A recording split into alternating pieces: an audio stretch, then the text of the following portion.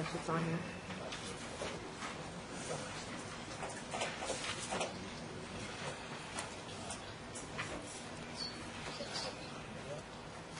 It's 7. How are we doing, Jen? It's trying. Okay. Steve, got our mics on? Yep.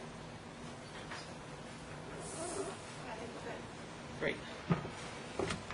All right, we'll call the meeting to order. We all stand and pledge allegiance.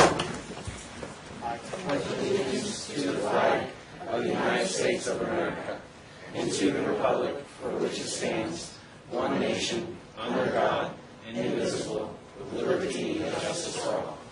We could all just continue standing. We're going to have a moment of silence. One of our residents, Hilda Powell, passed away last month, 91 years old. Lived in our town for quite a few years, so we can just take a moment to remember her.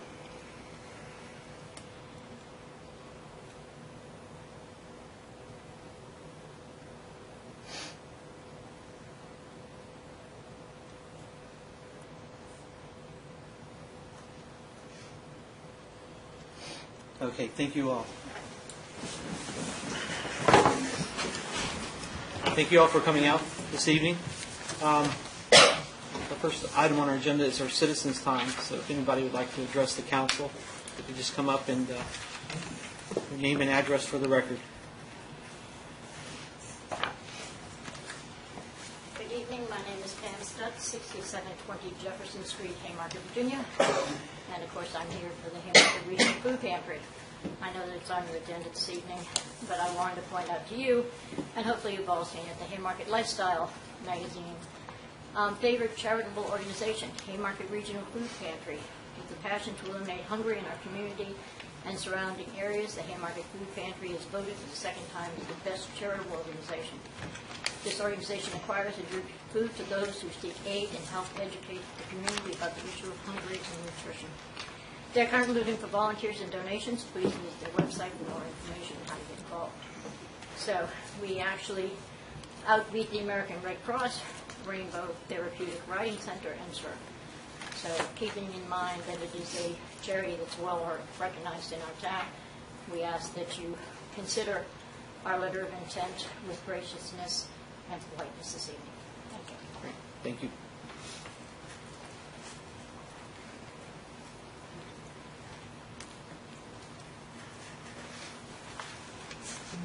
My name is Michael Snyder. I live at 6797 St. Paul Drive, Haymarket, Virginia. I recently filed a request to have a permit to build a fence to my property line with the town of Haymarket that was denied. They amended it to the current fence line I have. However, my HOA organization is trying to sue me for compliance and have me move the fence to the property line, which on my property would be close to the sidewalk on the corner of St. Paul and Washington Street. I'm not sure if they're able to make me do what I would consider a criminal act or illegal act since the town of Haymarket has ruled on it, and I would like some help from the city council on this. All right. Thank you very much, sir.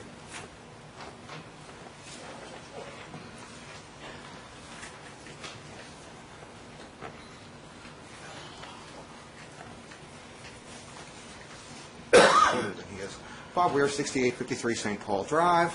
Two issues tonight. Looked in your agenda, noticed that the seemingly endless biannual issue of the town election has come back. I also see that VML is going to offer you some advice tonight, and I've got a couple of thoughts on both VML's advice and the issue of moving the election. First, with regard to VML, I don't think it's any secret. I take anything that they say with a grain of salt. My position with VML is they are no great friends of the town, never have been. You can look to this year's lobbying in support of the transportation tax and last year's lobbying in opposition to the property rights amendment as evidence of that. Further, I've also heard it opined that such a change to the charter to accommodate that is, for lack of a better term, rather a pro forma sort of instance with the General Assembly. I would suggest that that is a simplistic observation at best. Given past experience and past legal opinion, I think that opening up the charter to General Assembly review and amendment is probably not a very good idea, regardless of what your end goals are, particularly given that it's open to amendment both at the subcommittee, committee, and floor level, and can be amended at the the insistence of a particular legislator who's either influenced by the town, a resident, another entity, or Prince William County, as has happened in the past. So I would be very careful about opening that up. Lastly, with regard to that particular issue, a change of that magnitude is probably something that you want to bring to the residents. Dumfries has already started the procedure to put a referendum in place, I believe. You have plenty of time to initiate a referendum as a line item on the May election ballot, and I would suggest that the changes you're contemplating are probably something that should go to the residents as a referendum item, rather than trying to make the decision yourself. And I'm not sure you've got the statutory authority to do that. I could be wrong. Second issue tonight. 6 council members, sit back, smoke them if you got them. This isn't for you. Mr. Mayor, you've shown quite the propensity in the last several years to file what I would suggest are trumped-up, fabricated complaints with local law enforcement, local and state law enforcement, against town staff, town businesses, town council members, and in doing so, you've created a number of circumstances, a lot of potential liabilities for the town, black eye for the town, negative impacts on the businesses in what's supposed to be a business-friendly town. Since the previous council had the opportunity to nip this in the bud and chose not to, I don't foresee the pattern of behavior changing. To that end, I also see it extending beyond just staff, businesses, and council members, and potentially to town residents. So I would offer a couple of suggestions. If you're going to continue the pattern of behavior, please do me a favor, put your big boy pants on and pick on somebody with an A-type personality. I would also suggest you not do it in a local watering hole, because said A-type personalities and alcohol probably don't mix, and you might get more than your feelings hurt. But if you're going to do it, please obtain at least a minimal grasp of the law before you make the complaint, because you're not doing anybody any favors. Thank you. Thank you for your comment. Okay, any other citizens' comments?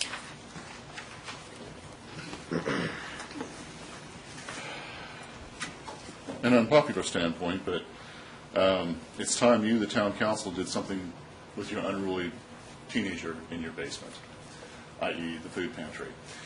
There's a lot going around about what the food pantry does and does not do, but apparently it either has not lived up to its lease or it has let the building deteriorate that is provided by the town. As a citizen, as a tax-paying citizen of the town, I find that inappropriate behavior both on the town council's part and on the charity's part. So I don't object to giving them a lease for $1 a year. It's certainly a worthwhile charity. There are a number of worthwhile charities out there. But allowing them to let the building deteriorate when they have 400 purported volunteers, they can't find a plumber, an electrician, somebody that can do drywall and repair or upgrade facilities, that is not a wise use of our tax dollars. So I'm not saying don't renew the lease. I'm saying take care of your unruly teenager. Put some teeth into it. Make sure that they get a reasonable time frame, 90 days, 120 days, whatever you feel is appropriate, to make the improvements to the building, to live up to their responsibilities, not just to perform their charitable work, but their civic responsibilities for the building that they're in. Treat them like any other corporate citizen. Treat them fairly. Treat your residents fairly. Treat your property that you are responsible stewards for appropriately. Thank you. All right, thank you for your comment. Any other citizens? Let's switch things around. We'll now call for roll call. Yeah, kind of missed that one again. Aiken. Here. Bear. Here. Harness. Here. Lee. Here. Scarborough. Here. Kenworthy. Here. And Tobias. Here.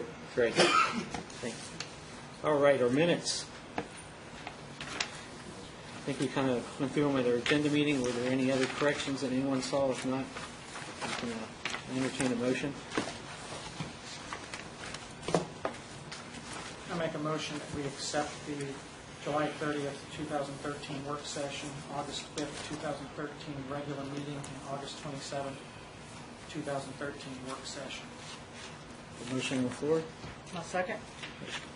Councilman Scarborough seconded. Any discussion? All in favor, say aye. Aye. Any opposed? Any abstentions? Abstain. Wasn't that 2 of the 3? Okay.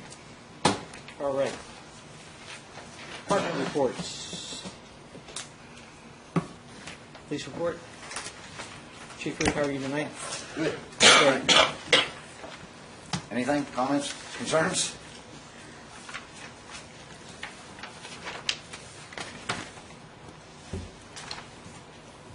Take that as a no. Take a reviewing. Mr. DeBiase, Do you have any comments or concerns for us? Absolutely not. Really? Yes, sir. Did you have anything else for the chief? Not for the chief, but Jay, you asked about the Middletown Mutual Aid, Yes, sir. and that was for one of their summer events, and they provide a person that will be here for our Haymarket Day. That's the agreement we have with them. So I also asked where Middletown was. It's just You know, I did not look that up. Winchester, Kernstown, Stevens City, Middletown. Fort Fairfax Community College sits in it. Then In West Strasburg. Virginia? Oh, Strasburg, Strasburg. then West Virginia.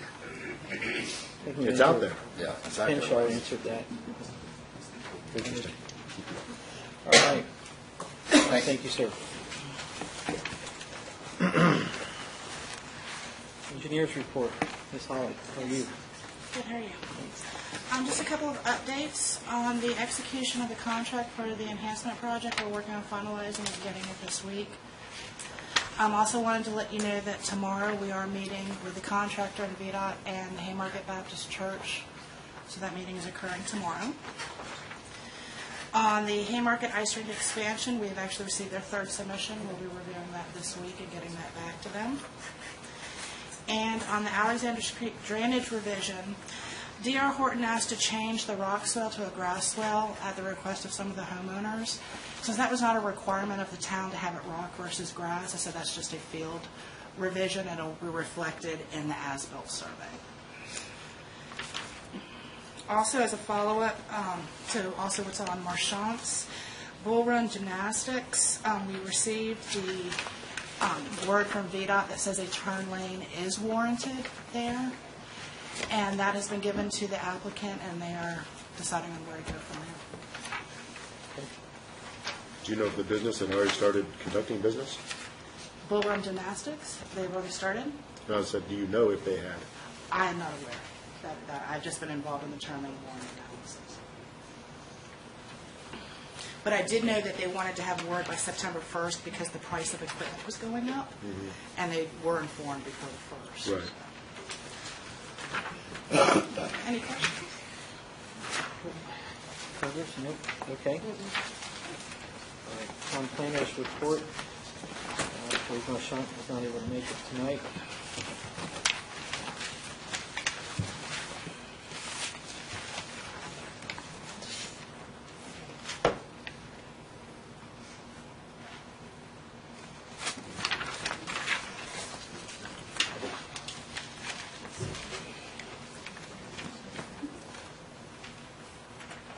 We need some additional time to read through this, or are we okay with his written report? I'm okay with the written. There's no changes from the work session? All right, moving on. The treasurer's report. As presented, no real glaring issues there. A couple of items that came to our attention during the most recent round of check approvals.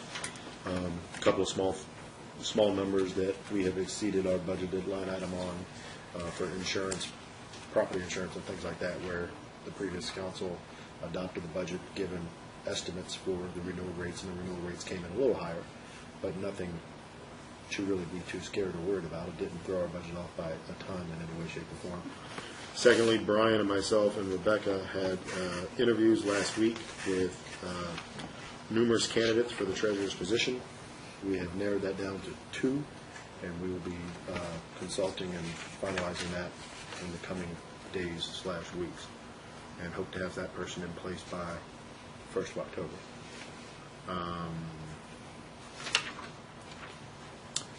Did you guys talk about what you talked to me about today? The training budget thing? Did y'all discuss that amongst yourselves? Yes. Are we golden on that? I don't need to do We're anything? good, yes. That's it. Okay. Yes, sir. One question. At one time, there was some discussion about the council interviewing the last couple of people for treasurer. Is that still the case, or not? I believe we're going to talk about that in closed session. Okay. It would be my indication that's not necessary, but everybody has, in a sealed envelope, I believe, the resumes of the two people that the three of us felt would be the best qualified. We can talk And about that. our next option was to bring in a senior staff member to assist in the final interviews. All right. Okay, town manager's report. Oh, sir? Hello. Good evening. It's been a busy week for the last week, actually, since our work session. There is one thing I'd like to bring up for you all to consider this evening, which is not normally what I'd like to do, but I have been approached by Ativia Corporation to spend the day in Haymarket about renewing their contract. They've expressed interest in renewing it at this time and stressed the importance of securing sponsors for next year's event at this year's event. After giving that consideration and also conferring with various members of council, including Councilman Tobias, I'd actually like to recommend that council that we extend the contract for 1 year or through the existing current fiscal or through the current fiscal year. One of the things that has raised my concern over the last several months since I started with the town is the issue of trying to get message boards. It is an important thing that VDOT does require us to do. We have to notify residents. We also looked at the locations of these message boards. One of the things that what I've drafted is I've drafted actually an addendum to be added onto the existing contract that would state that the promoter would need to secure their own message boards for all events, and that this issue has become more and more problematic as securing them from VDOT has become more difficult with the vast number of road and street improvements they've been making. This concept has been presented to the promoter, and they understand the issue and are willing to work on the problem. Furthermore, I personally would like to have more time work with the promoter to work out any other issues with regard to our town events that have been raised in my short time here. Like I said, at this time, what I'm recommending is just basically a year extension, but I would turn that over to you all for any other further direction. With contract renewals or negotiations, executive privilege? You can have that in Okay. executive session, it's a discussion of negotiation All of right. contract. I'd like to add that then to our executive. We have to discuss that. Okay. That's fine. Also with regard to what Councilman Tobias brought up about the town clerk position, we did not purposely schedule a closed hearing. However, I would reiterate what he said. We had 5 really good interviews last week with 5 qualified candidates. We've narrowed that field down to 2. We basically are at the process where we'd like to finish this process up and bring a recommendation possibly at a specially called meeting for September. One of the reasons being is we kind of feel like if we can get them in, it gives them a chance for us to assess if fund accounting software will work for our town. But not only that, it gives us a chance to run a trial balance throughout the last remaining 6 months of the year. So that's one of the reasons we are looking to try to do this hopefully sooner rather than later. Otherwise, we were concerned we'd have to wait till October. With that being said, I would be happy to answer any other questions regarding my town manager.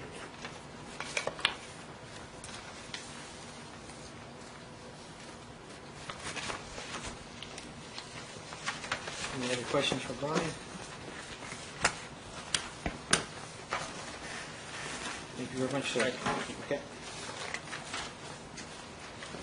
The building official report is page number 28, 29. Anybody has any questions or concerns with that, we'll move forward. Terms of concerns, no questions. Okay.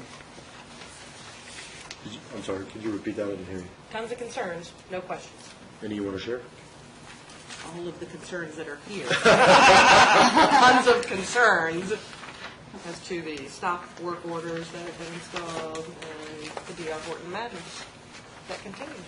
Concerns to the extent that you'd like to invite the inspecting officers to a meeting? Oh, no, I agree completely with their findings. It's concerning what they're finding. Okay, all right. Moving on to our agenda items. We have a proclamation. Have Councilmember Harness read this. If I could. Presentation. Mr. If you'd like to come up. Mr. Joe Castanello, I'm sorry if did I get that right? Yeah, you got it right. All right. Well, whereas lymphoma is the most common form of blood cancer and is the third most common childhood cancer, and whereas more than 80,000 new cases of lymphoma are diagnosed each year in the United States, including 1,600 in the Commonwealth of Virginia alone, of which approximately 85 will occur in Prince William County, and whereas a cure of lymphoma can only be realized through advanced research, and whereas awareness and education are powerful tools in the race to find a cure for lymphoma, whereas the health and vitality of the people of the Commonwealth of Virginia, Prince William County, and the town of Haymarket are significantly enhanced by the local efforts to increase communication and education pertaining to blood cancers. And whereas blood cancer awareness in September helps to raise general awareness of the disease and provides hope to all those affected by lymphoma diagnosis, now therefore be it resolved that the town of Haymarket and the Haymarket Town Council does hereby proclaim September 2013 as Blood Cancer Awareness Month and urges all citizens to support the efforts and activities of the national chapter of the Lymphoma Research Foundation to bring awareness and education to the race of finding a cure for blood cancer in September and throughout the year. And I'd like to present this to you.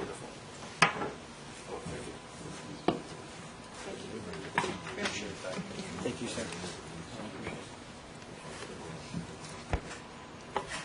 Thank you very much.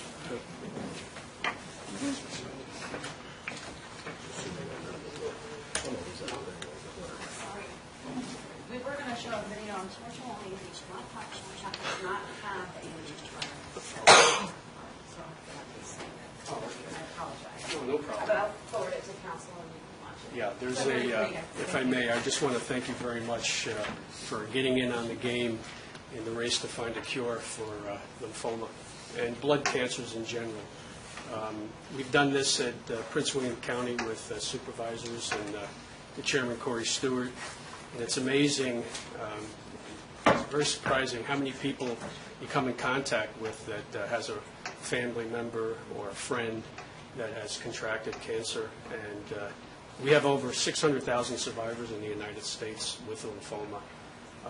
There's going to be around 80,000 this year alone in the United States that will receive a diagnosis. So it's very important that we get the message out there, and by doing this, the town is doing us a great service in getting the message out. So I want to thank you all very much, and thank you, Jennifer, for helping shepherd this through. And if anybody needs any information, I live right up the street at Haymarket Station, and you can go to www.lymphoma.org to get any information. And I'm a resource. Jennifer has my number, and I'd be more than happy to help anybody that might need the assistance. So thank you very much, Tom. Thank you, sir. Thank you. Appreciate it.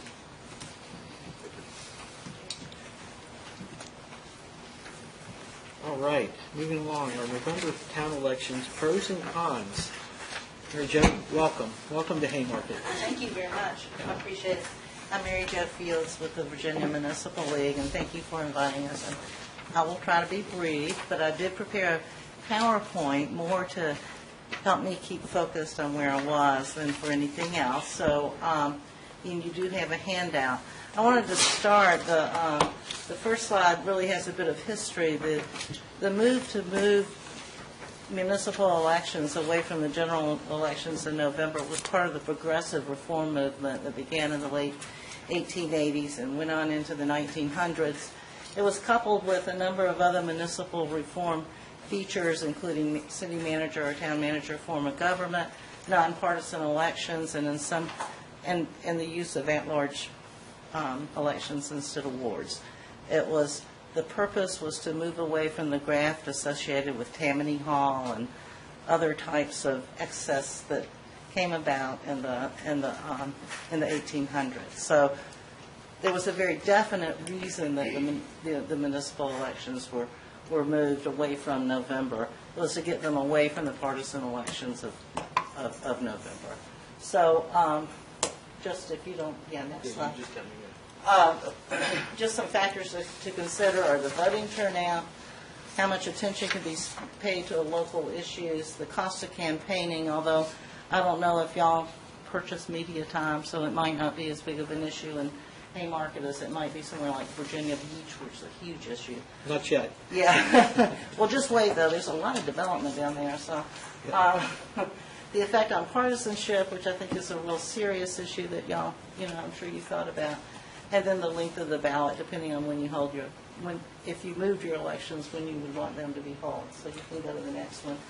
May election, the voting turnout does tend to be smaller, but you'll notice that for November elections, you do have a drop-off for the municipal elections. People will tend, and I don't know why it is, because the level of government that affects you the most are you right here, and yet, the voting turnout will be huge for the president, the year the president was elected, and small otherwise. Who knows why? A good thing about May elections is that y'all are at as far as the ballot's concerned. So any attention that is paid to the elections is focused on municipal elections as opposed to national, international, or state. So this gives the chance for voters to be better informed, depending, again, on what kind of media coverage you get for any of your municipal elections. But I know it gives you more opportunity to go to, the Kiwanis Club, the Lions Club, whatever kind of forums you might have. You have to pay for the election costs, and that's a budget item. When you start in May, and when you're elected in May, the term starts with the start of the fiscal year, so there's that kind of continuity with that. Next slide. November elections, the turnout is usually higher. I think one of the people who made a presentation on this at a VML conference a couple of years ago said it's kind of quantity over quality. You may get more voters, you're not necessarily getting more informed voters, and that can be an issue. Of course, there may not, I don't know your particular circumstances. It may be that maybe they aren't informed in May either, so I'm not just pointing that out. Your issues are more easily lost in November than they are in May. I think it will be much easier to become tied to some kind of partisan elections, partisan issues, whether you're running in the odd years when the General Assembly is up for election, or whether you're running in the even years when the national offices are up. It's just it can be hard to avoid that. You start in the middle of the fiscal year. There is the lower cost to the elections. It helps address, it's one less election for people. There is, in Virginia, it seems like you have an election every time you turn around. I would point out it is only one less. If the General Assembly really wanted fewer elections, they could all be held in even years and just have one extremely long ballot and have everything up there at one time. That would be fewer elections, but it would be one fewer. It could be more expensive to campaign. Again, particularly this is an issue, I think, in large jurisdictions where you're battling for those media spots, and then the ballots are longer and more complicated. If you decided you wanted to go to November elections, you would then face, what do you want to have them in, the even years or the odd years? Most municipalities in Virginia have chosen to have them in the even years, I think because the May elections have always been in the even years. I don't really know. That may be why, maybe may not. In the even years, the voting is higher, in the even years, in the presidential years, but that atmosphere can be even more partisan, and the cost of campaigning really does go up then. Next one. The odd years, and I have a slide in a few minutes that shows where you would be at the end of a long ballot, if you were having your election at the same time as Prince William County. And then you would get caught up in state electoral issues. The process to change the election dates, if you wanted to do this, you could do this by ordinance. and citizens could petition for the change, and then you can go on. I'm kind of skimming through this because, y'all can read the code. You have an attorney. He knows the code better than I do. You can also submit a charter change. It was interesting, the public comment that the gentleman made about what the General Assembly, that once your charter goes forward, that it's no longer your submission, it is the General Assembly's. And he was exactly correct about that. And there were two instances last session, well, one instance really where the town of Front Royal, and y'all might be familiar with this, being as close as you are, but anyway, they submitted a charter change, and the bill that got drafted was substantially different from what they had asked the delegate to put in. It had the elections in the odd year instead of the even year. It removed some other provisions. There was definitely a difference. And then as it moved through the General Assembly process, it got changed a little bit more. The bill eventually got pulled. City of Salem had a charter provision in. They wanted to have a requirement that you get on the ballot by petition, which many municipalities have now. And they wanted to do this as a way that if the General Assembly chose to allow party identification on local ballots, that in Salem, you might be endorsed by a party, but you'd still have to go through the petition process to get on the ballot. That charter bill got defeated as well. The General Assembly, or at least the House of Delegates at least, which is where both of these bills died, didn't like this nonpartisan approach. So that's an issue as well. If you chose to go to the November elections, you don't have to make a charter change, but a lot of towns like to, just so that their charter will agree with whatever their code says. But you should be aware that that is a potential issue. Next, and I should have said, if y'all have any questions, feel free to ask. Okay.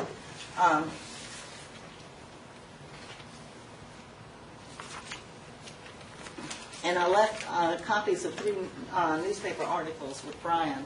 I gave you a couple of links here and some quotes from one. In Virginia, when Virginia Beach changed to municipal elections, one of the things that came through was one of the problems that people see with elections in November is that the elections did become more partisan. And their elections were in 2008, and there was immediately the mayoral candidates were being asked who they endorsed for president, and it got to be a very partisan, national partisan kind of flavor, which I don't know that particularly serves municipalities. And you can go to the next one. Well, maybe, can you go back one? Maybe I'll skip one, or maybe I'll skip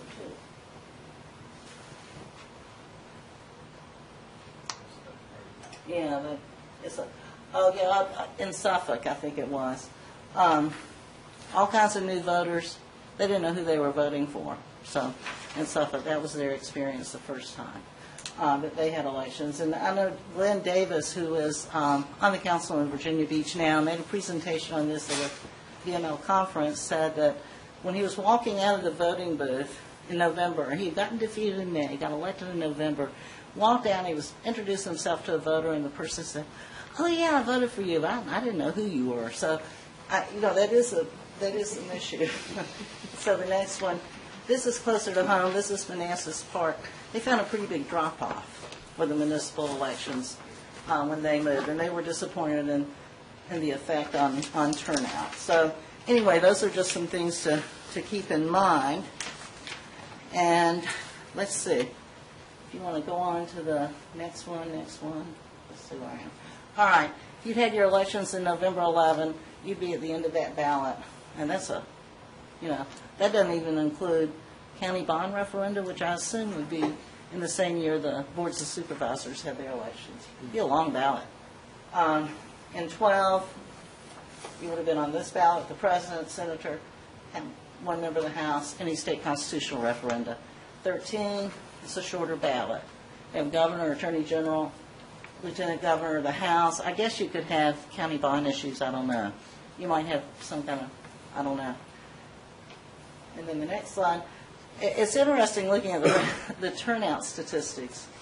They're a bunch higher in the presidential years. So, that's also something to keep in mind. If you talk about turnout, if your sole goal is to increase turnout, then clearly you'd want to only have elections during when the president was running, because that's when the turnout's 70%.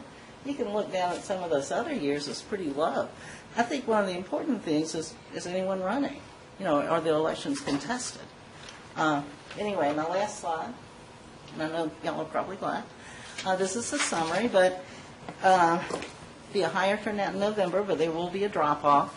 I think you can expect the voters would be less well-informed on your particular issues than on you as a candidate. The cost of campaigning would be higher. It'll be a more partisan atmosphere, and just from being in Richmond, it's a toxic, when y'all are so close to Washington, it's kind of toxic atmosphere in November. And it does seem to me that one of the crucial things for y'all to think about is the attention that would be paid to local issues, and that there's a higher probability of more attention to local issues in May than in November. But you may want to do something to increase voter turnout. I brought some information from the town of Smithfield, which had a long discussion in their council. They decided to keep their elections in May, unlike most of the jurisdictions, which are moving to November. But they undertook this voter education campaign, and they went through this process of contacting registered voters, reminding them of the date of the municipal election, asking them if they needed a ride, making sure they had information available. They had banners in the town, they had public service announcements and so forth. And their voter turnout about doubled. Still wasn't great. I mean, we're talking pretty low voter turnout even with the doubling. But nonetheless, it did do a lot better. So I'd be happy to try to answer any questions and left Brian some additional information in case y'all wanted to go into this any further. Sure, okay. Any questions for Mary Jo? Thank you. Thank you. Great, thank you. Very informative. Yeah.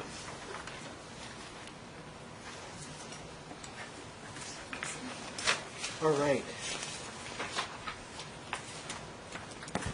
Here's the RTO program.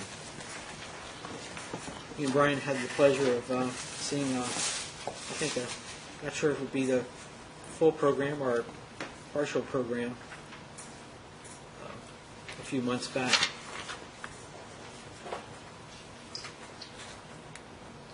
I was very encouraged about what this program is all about and wanted to bring to the council.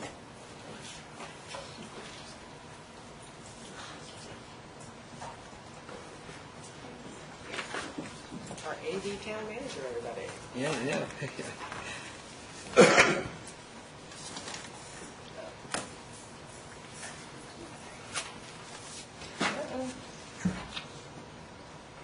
It's on the side.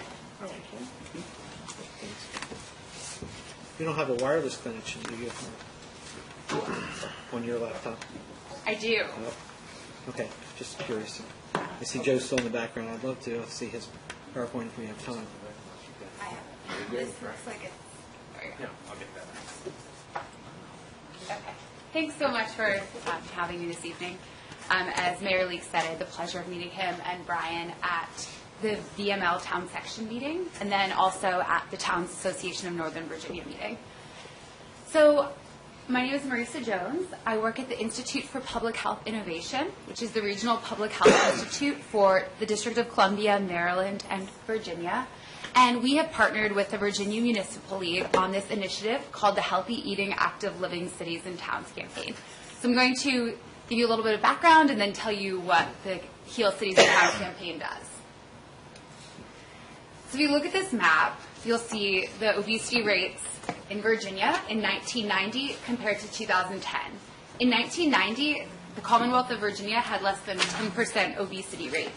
And in 2010, it was at 26%. If you look at the rate of overweight among children, it has increased almost fourfold between 1963 and 2000. Then projecting into the future, looking by 2030, it's estimated that adult obesity in Virginia could reach nearly 50%. So what are we to conclude from this? It is inevitable that obesity rates will continue to rise. Is that what we take away from this? No, it's not inevitable. And you, as local elected and appointed officials, have a unique role to play in ensuring that that does not happen. So it's fair to ask, how did we get here? In 1990, it was less than 10% of adults in Virginia were obese, and now 26%. So how did we get here?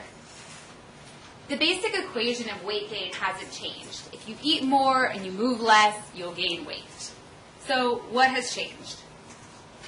I'm just going to take you through a little visual trip of what has changed.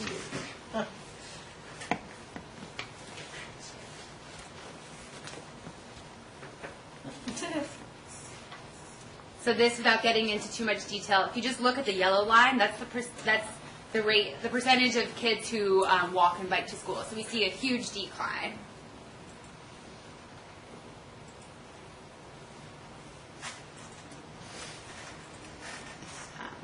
Okay. How do I? So what? Oh gosh, what's happening? Okay. So one thing I want to point out here is that we're not talking about how people look. We're not talking about heft. We're talking about quality of life, and especially for kids. If you're overweight or obese as a kid, you are twice as likely to become overweight or obese as an adult, which makes you gives you a much higher likelihood of developing diabetes, chronic disease, different types of cancers. So what we're really concerned about here, or I'll speak for myself, what I'm concerned about here and what the Heal Cities and Towns campaign is concerned about here is high quality of life for all Virginians. And I think especially focusing on kids, especially as we saw the drastic increase in childhood obesity. So we've seen how we got here. It's really important to note that individual choices, individual behaviors, so about what you eat, how you're physically active, those behaviors are not made in a vacuum. Those decisions are made within the context of our environment, within where we live, where we work, where we play, where we go to school. And what affects that environment? Public policy. So this is why you, as local elected officials, are uniquely poised to play a role in preventing, in stopping this ongoing rise of childhood and adult obesity. So as a municipal official, you have the power to turn this into this. And just including a couple of statistics on kind of the return on investment and the payoff, in addition to having individuals live healthier, happier lives. You have the power to turn this into this. And there's also an economic development component to this. So we see that local public policies that are good for people's health and promote people's physical activity also are good for local economic development. So as a municipal official, you have the power to turn this, which I don't even know if you can see the little girl over here, into this. I know Haymarket is a town that people definitely rely on cars, but I did see that you have a lot of nice sidewalks, so that was really nice to see as I was driving around on my way here. You have the power to turn this, though I don't see any vending machines in here, into this. So this is a big push right now kind of in the public health world for workplace wellness, and that's an idea that within the town hall you can be the leader for other businesses within the town. And there's a positive return on investment for this. This is one of my favorite slides. As a municipal official, you have the power to turn this into this. Again, children with regular access to parks and outdoor space have a lower prevalence of obesity. So this all sounds good. Those were nice, before and after images. But how do you really do this? Doesn't this seem hard to do? How do you go about this? Well, so these are some questions that we often hear from people.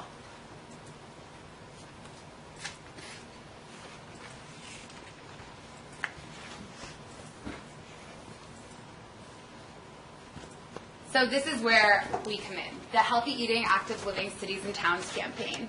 As I mentioned, this is an initiative between the Institute for Public Health Innovation and the Virginia Municipal League to support local elected officials to use public policy to shape their environments into places where all individuals can make healthy choices.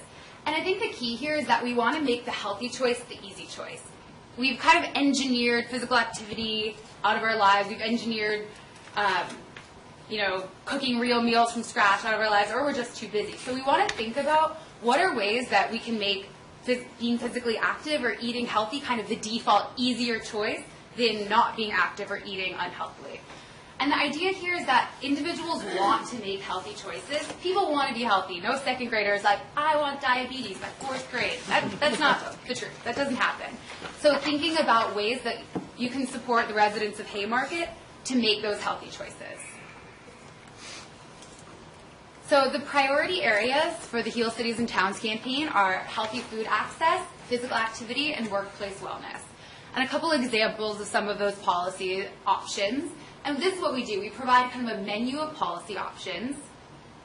For example, here are some for healthy food access, and I believe Brian sent you a draft resolution that also has some ideas. And we can kind of talk about that at some point, what might be the best options for Haymarket. But here are just a couple of the options. For physical activity. So I like this one because people so often think this is all about individual choices. It's like, no, you can use zoning, you can change zoning ordinances to make it easier for people to be physically active. So you can play a part as municipal officials in enabling individuals to make healthy choices. Then workplace wellness. And again, as I mentioned, this would be for within town hall.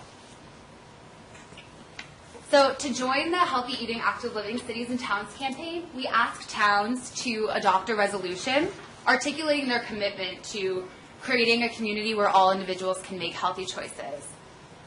You list the future policies that you want to adopt, and then the campaign provides those resources to you. So we can send you or work with you on sample policies, like sit down with you, give you, here's what other cities in Virginia have done successfully, provide examples from around the state, around the region, around the country, also link you up to other local elected officials who are doing this. We provide webinars, in-person meetings, on-the-phone meetings, kind of whatever you need that would make this helpful and easy for you. And also one of the things that our current cities and towns have really liked is the networking component, getting to talk to other cities and towns who are doing this.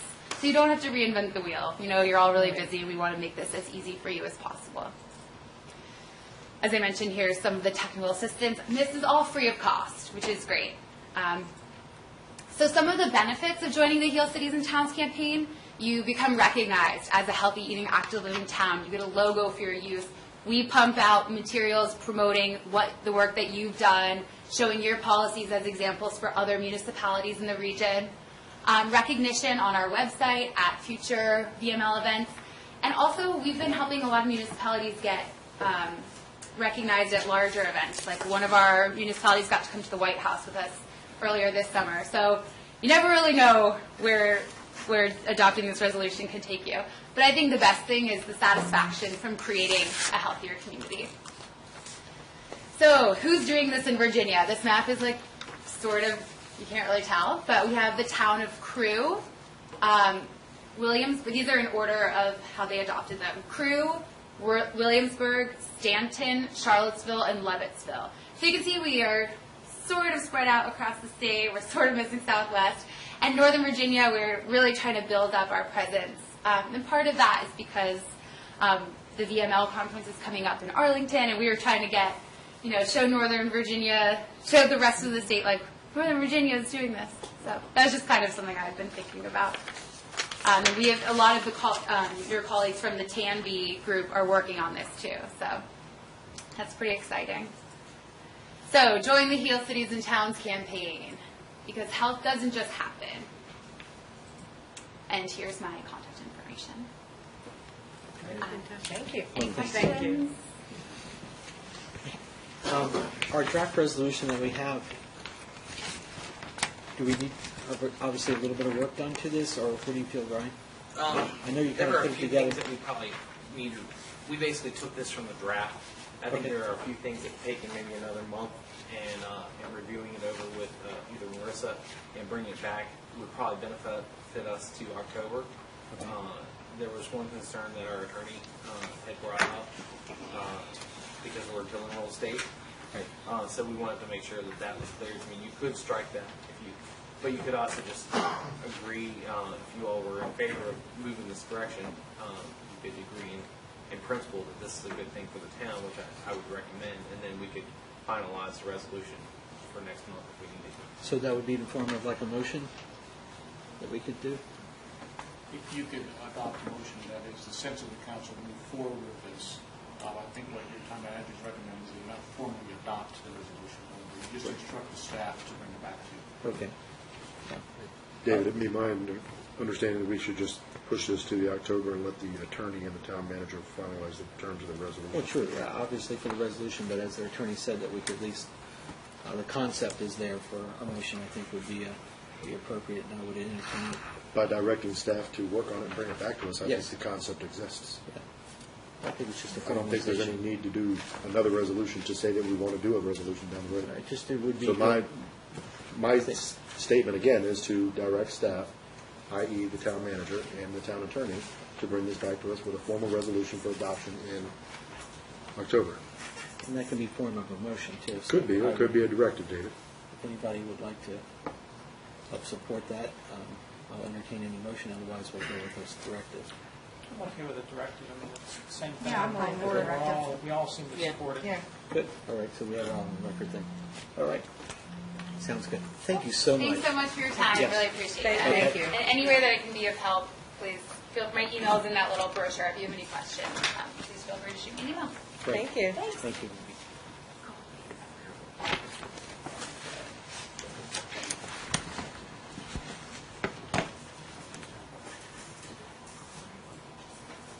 All right, moving on to our PACE boundary line adjustment. Just for the record, I guess either, Brian, can you just bring us up to speed? There was obviously something that was missed on this, or the wording wasn't exactly correct.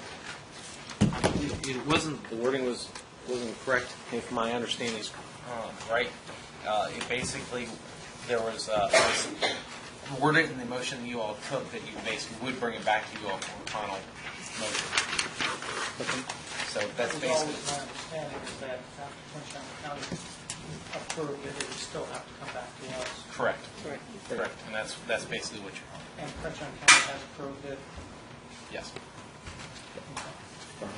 Well, then I make a motion or a move that the town council adopt resolution RES number 2013-0903-1 to approve and execute an agreement with Prince George County authorizing adjustments to the corporate boundary line of the town of Haymarket regarding Pace West School Car. Have a motion on the floor, do we have a second? Second. Harness with the second. Discussion. Seeing no discussion, we'll go for a roll call vote, please. Hagan. Yes. Fair. Yes. Harness. Yes. Scarborough. Yes. Dinwiddie. And Spice. No. Okay. All right, go to item E, our Haymarket Regional Food Pantry lease.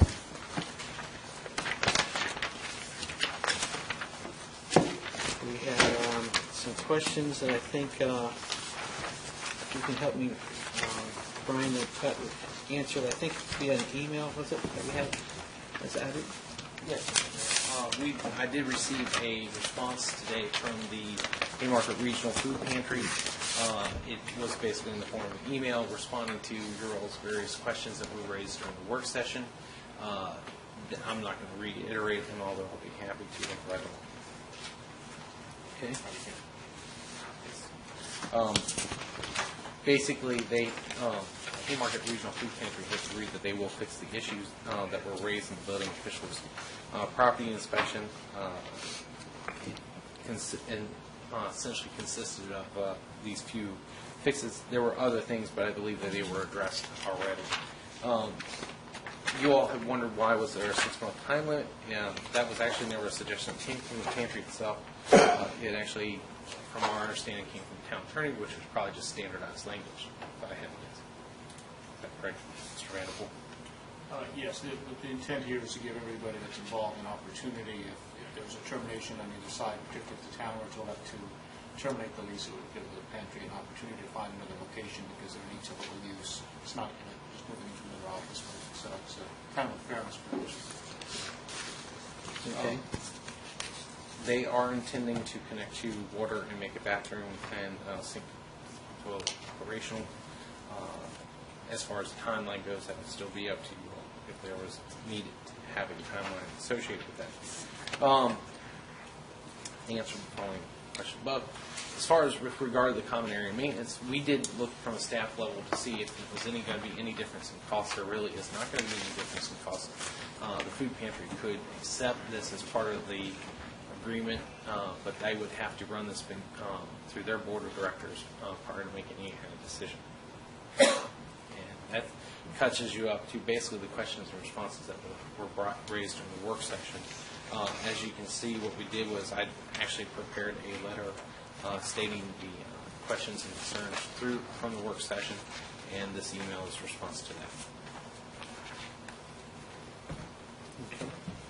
that. These updates with the email where we asked about the issues and the water and stuff like that, based on these responses, does that, assuming all that gets done, does that satisfy the building inspector items that he had asked about? Not fully. Yeah, I was going to say, I don't believe it does to full extent, but we'd have to review. One of the things that also came out of that, but wasn't mentioned in this, I just remembered was, we did request that there would be an annual inspection report as part of the original agreement, and they didn't disagree with that portion originally. To answer that question, I don't know off the top of my head. I think it would have to be CERN. It's my understanding with regard to their path to try to install water, they are looking at grant opportunities, which is why if they were not able to secure a grant in, say, this fiscal year, that would be one of the issues. The question comes down to really, I think it really comes into operation, and I would have to defer to them with regard to any specific questions about their operation. Let's go around the table with this. See. Oh, I'm sorry. Bob loaded because he's not sure anymore. Rebecca, do you have any questions or No, thoughts my about this? questions have been answered, and, and I asked because these things weren't included in the letter of intent, and that's what we look on and then authorize the manager to enter into negotiations. As long as these issues are in the lease agreement, I'm much more content. Okay. I have no questions, comments, or concerns. Look forward to continued business. Okay. Mary Lou? I made the comments and concerns earlier, all the answers, so. Mr. Kenworthy? Yeah, I sort of want to go along with the town, which I think is the ones that are really behind this whole thing. I'm sorry, I missed it. I didn't understand. He supports the residents from the Residents is what public hearing we had. pushing. He wants to go along with the town. And I want to go along with the town. It's their deal that they really want. And I think it's we should go with it. Okay. Mr. Tobias? Do you guys have a problem if I ask the director to maybe contemplate addressing these questions? I mean, I don't know that you know all the answers off the top of your head, but if you had the answers, it would be wonderful. All right, let's see what we're talking about. They're not difficult. All right. I promise. Trivia starts in 10 minutes there. So. Got a priority on What's the price of trivia first? $25 gift card that you sent All us. right, see you later. We'll let you win. One of the questions that was asked earlier by Steve was whether or not all of the, and you can come up here if you like. I don't need to, but I can. Well, we're going to be able to hear you for Then you're going to have forever. to lower that, because I'm not that tall. Was whether or not all of the building officials' concerns were addressed in your letter of intent. And unless I'm not aware, which is possible, of things having been done since the inspection, there were some concerns about some exterior maintenance that needs to be done as well as a little bit of interior maintenance. And I was All right, wondering- can you tell me what it is? Yes, ma'am. Because- All right, good, thank you. Number one, he mentions that the roof peak line shows minor signs of sag, but nothing of a major concern. So my question is, have you guys, or have we, since we're the property owner at this time, contracted a roof inspection by a qualified roofing company to make sure that it is of minor concern and not of major concern? Are you looking at the same letter that I received? I'm looking at the property inspection report dated 5/28/13. Did you give me the wrong building? I don't think so. I don't think remember so. anything about a roof either. Actually, this is 14710. We're 14740. Well, thanks, Jen. Okay. So the roof is probably okay. I know I'm getting old. So the but, roof you is know. okay? Okay. All right. Yes. I was going to say, I'm getting old, but I just didn't remember anything about a roof. Well, all of these kind of wrap up into the same item. Okay. In your letter of intent, you mentioned interior maintenance to be performed by the regional food pantry. What about exterior maintenance? We clean the gutters presently, so we've been doing that.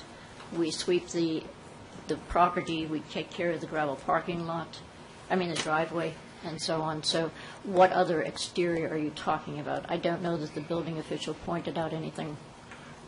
I agree now that Okay. maybe he did All not. right. However, should there become an issue of exterior maintenance, at what point are you guys capable and or able to provide for the maintenance of the exterior of the building as well as the interior of the building, given such a friendly lease arrangement? I'd have to turn to your attorney for the answer to that, because I think in the lease, it probably talks about exterior maintenance, does it not? It can, Yeah, yes, absolutely. it can be addressed, but it really comes down to a business term in terms of what the parties agree on. We will reflect whatever the agreement of the parties is. Yeah, the lease, I think, is going to be rewritten quite a bit compared to what it currently is, because we have new attorneys writing our grants, our leases, et cetera, so, and there's some things to be considered in your letter of intent, but one of the things that I'd be curious about is how much exterior maintenance you're willing to do, in addition to the gravel driveway, et cetera. I'm not so worried about the common area maintenance, given the fact that it doesn't really cost the town much more to have it.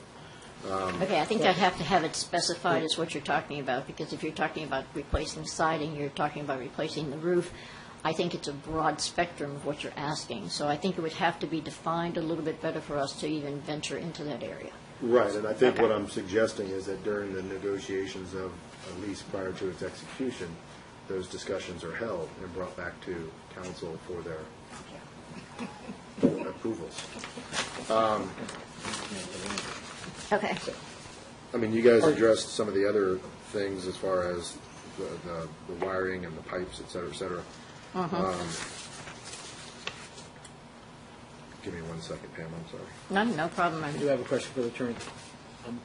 They're leasing inside the space, or the building, or the address? Because, as I understand, this is going to be a single occupant of the facility, that you'll be leasing the entire facility. Again, you can allocate the responsibility for maintenance between the interior and the exterior in any way that you wish. You can also place limitations on the exterior use of the property. For example, you could preclude putting different kinds of devices on the exterior of the property.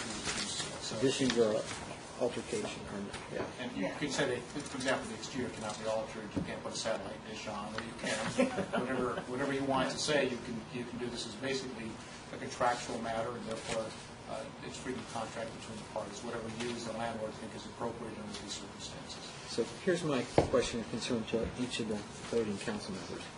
What type of requirements do you want to put on this all-volunteer base? Do you want them to be responsible for when the roof has problems or the siding? It sounds like, I'm sure it's probably hard. Yes, they have 400, but I'm sure a lot of those are minors. Well, I think when it comes to roof or siding, I would not consider that the food pantry's responsibility, because in essence, do you have that with your tenants here? If the roof would leak here, would you then expect them to repair the roof. I mean, I don't know that those would be a normal kinds of thing that we would ask. I mean, first of all, we've actually already repaired your roof. We've already repaired your drywall in sections of the food pantry that was part of your storage area. If you go to the last page, Jay, if you look at the laundry room, the uncapped sanitary waste line, and actually the lighting and all, that is actually all in areas that was occupied by the town and not by the food pantry. So we did not address those, although I think in our response we said we would take care of them because we would like the use of those presently, so we would take care of those. So I think that we have done, it's not like we're there to say to the town, hey, come do this.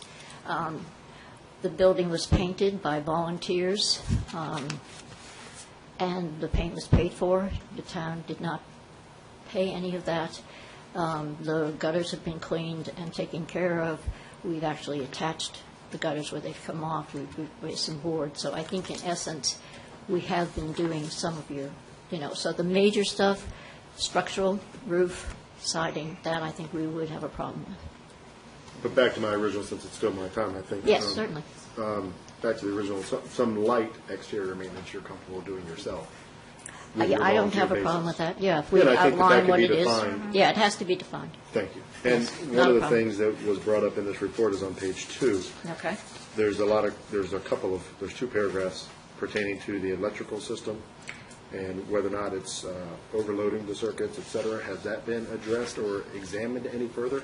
It actually was done by a certified electrician when it first was installed. Mm-hmm. He was the electrician that did all of your work for the town, all of the interior of your building here. I think Darrell did all of this.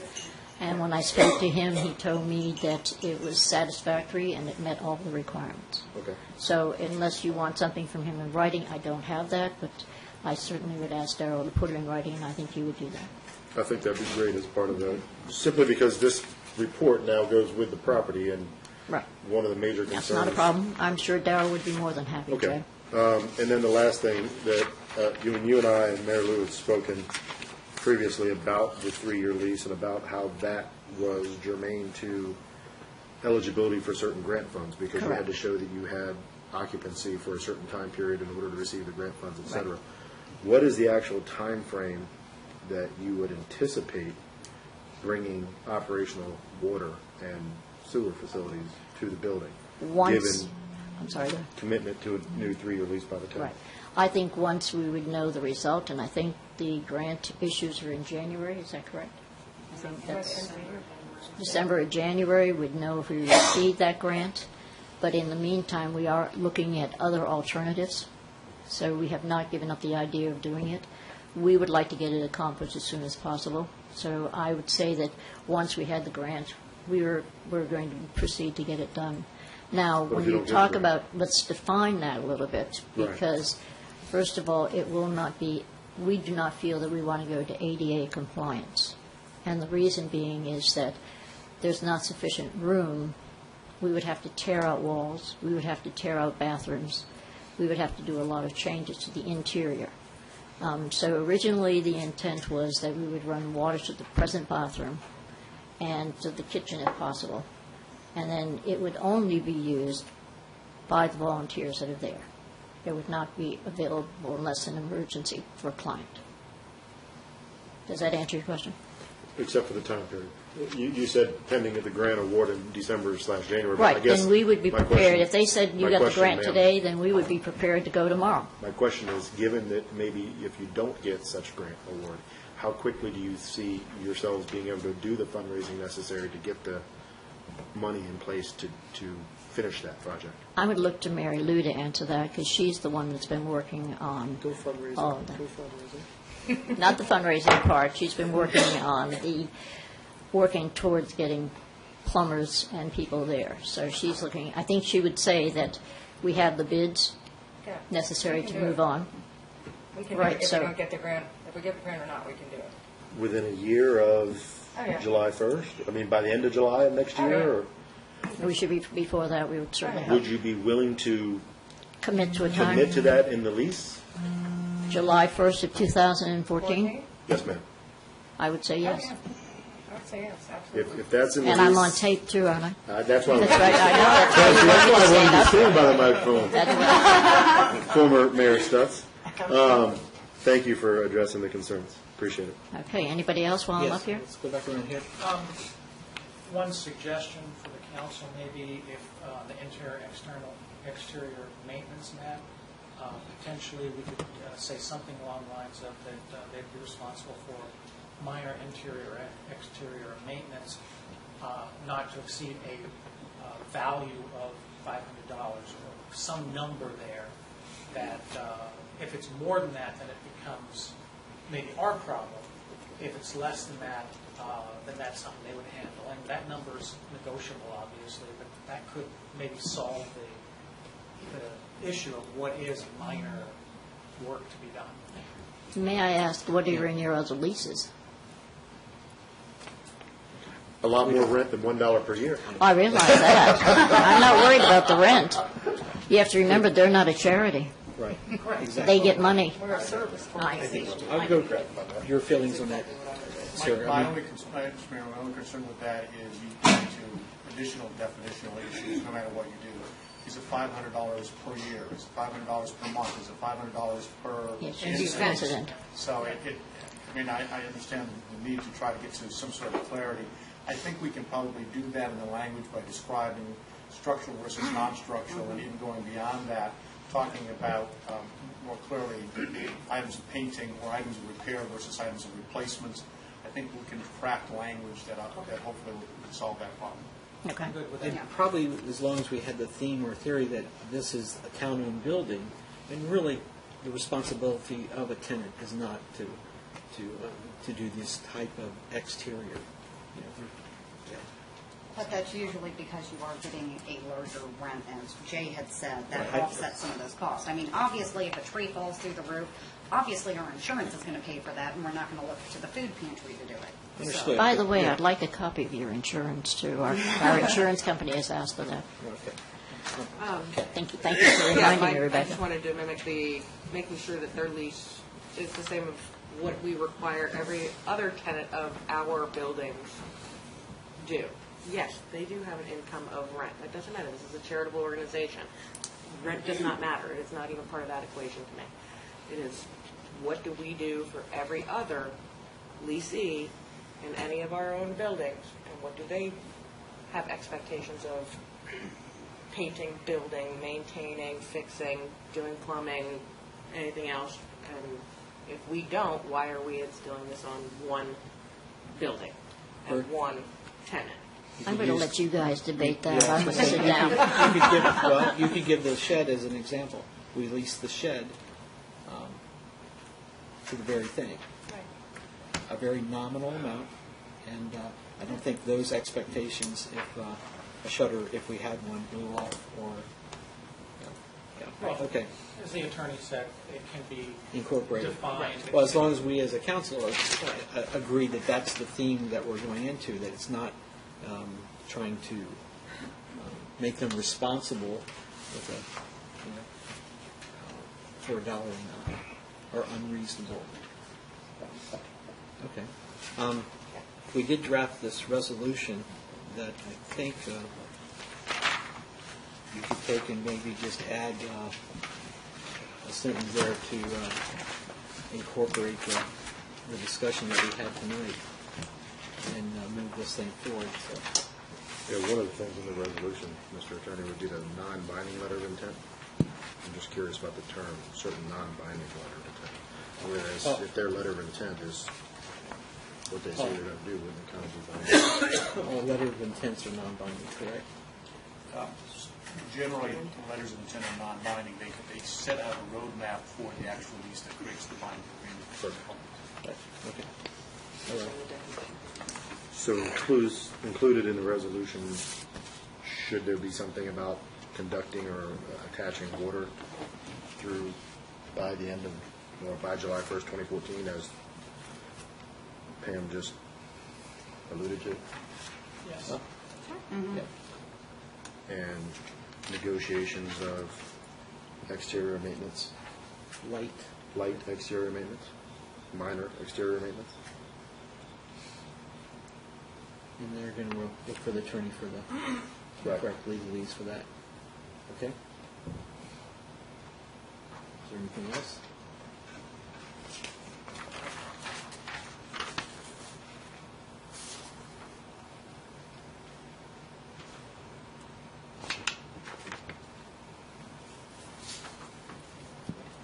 All right.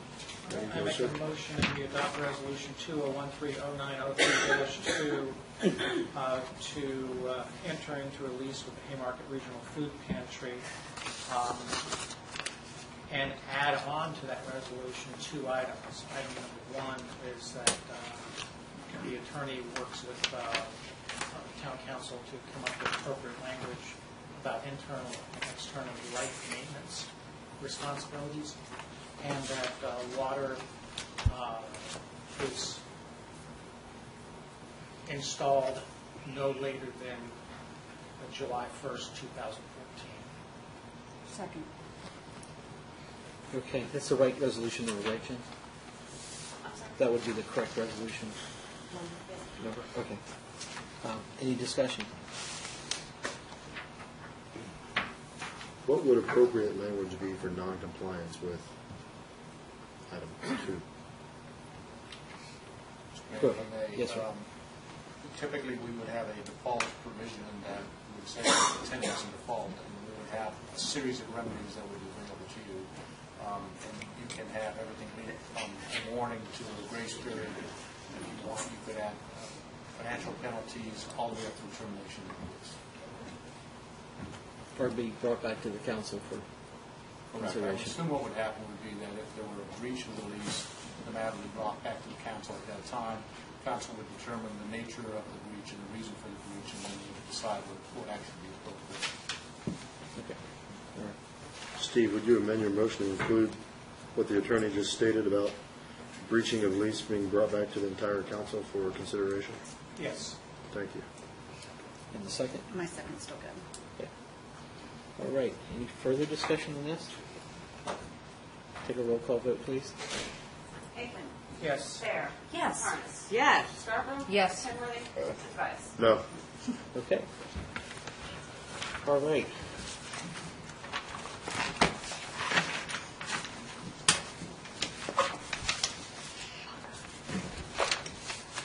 Appropriation.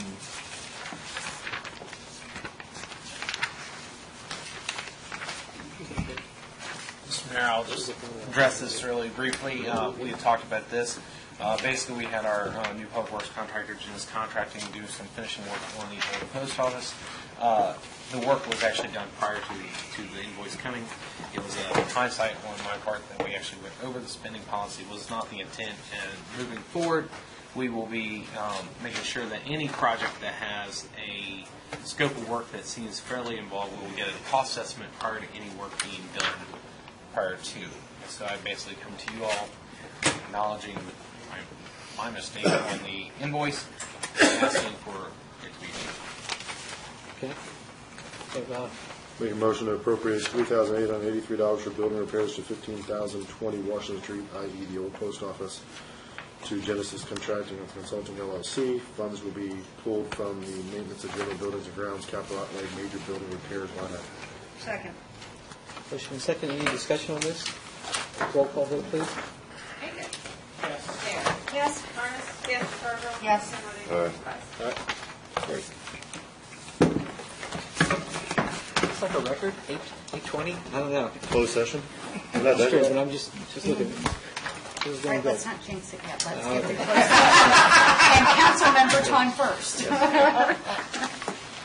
Okay, you want to bring us in? I recommend two things. First of all, because it was not on the agenda, add to the agenda by the open council the executive session, and thereafter then that motion be made to be convened in closed session to discuss as permitted by Virginia Code 2.23711A1 personnel matter involving consideration or interviews of candidates for appointment,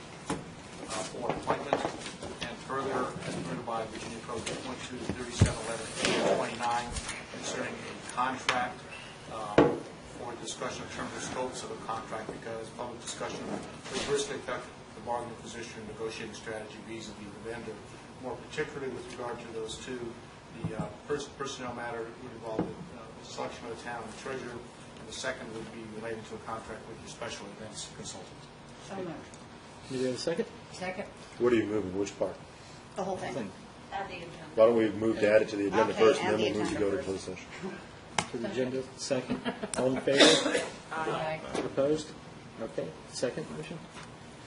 So moved. Okay. Second. All right. And any discussion on that? All in favor? Aye. Okay. Opposed? All right.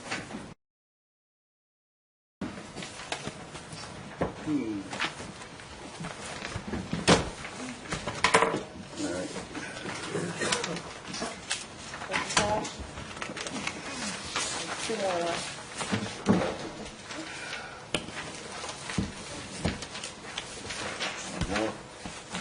All I have. Okay, bring us back into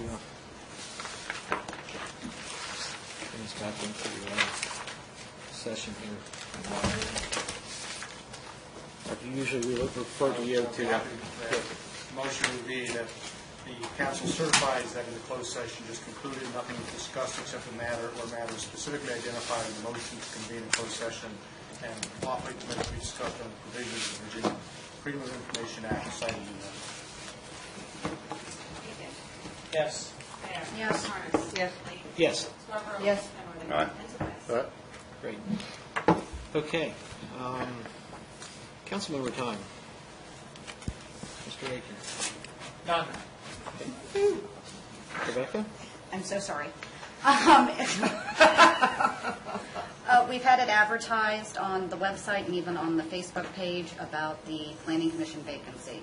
We've still only gotten one response in, and the Planning Commission is recommending that we go ahead and appoint Ralph for the 4-year term ending in 2017. So I'd like to make the motion to appoint Ralph Ring for the Planning Commission term ending in June 30th of 2017. Second. Motion's been second. Any discussion? Yes, a roll call vote, please. Aiken. Yes. Fair. Yes. Ernest. Sure. Scarborough. Sure. Kenworthy. And Price. Great. That's all I have. Okay. Ted? Nothing I'd like to say at this time. How about now?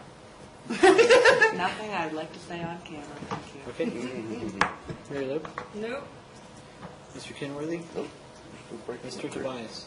I'd like to direct the clerk to advertise for a special meeting of the town council for Monday, September 16th at 7 p.m. with the stated purpose of interview of prospective candidates for the town's financial position. Okay. Is that a motion? So we're looking for a second? No, it's a directive. Okay, sorry. I'm very clear when I say directive or motion. Yeah, I was Is there any objection to my directive? No, I think I see none. Thank you so much, Great. sir. Any further comments? Like cat, none for on camera. Okay, great. The fire station, we're on for the 12th, I believe, at 6:30, except I haven't seen an official announcement from Mr. Canlon that's kind of spearheading this. Of course, I know everyone's invited, and yeah, like I said, I think it's his secretary Denise was out until either today or yesterday, so hopefully she'll be back in the groove and then notifying us. And then maybe we can put something on the website, obviously, to unearth the capsule. So Is he doing it or? he's doing it. It's sort of his thing. We're kind of working together. I've given him suggestions, like the donation of all the contents to our museum. I asked him if he could invite some of the honored guests like Senator Colgan, obviously maybe congressmen or so, kind of putting back in the same era of 1946 when they all stood around there and made this. When we all stood around, you stood around there in 1946? When they. Oh, you said we all. I said they. I heard they too. But, anyways, so anything else? I guess I'll take a motion for adjournment. Motion to adjourn. Second. There you go. All right. Thank you. Aye.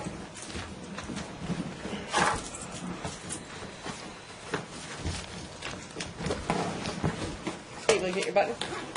Oh, yeah.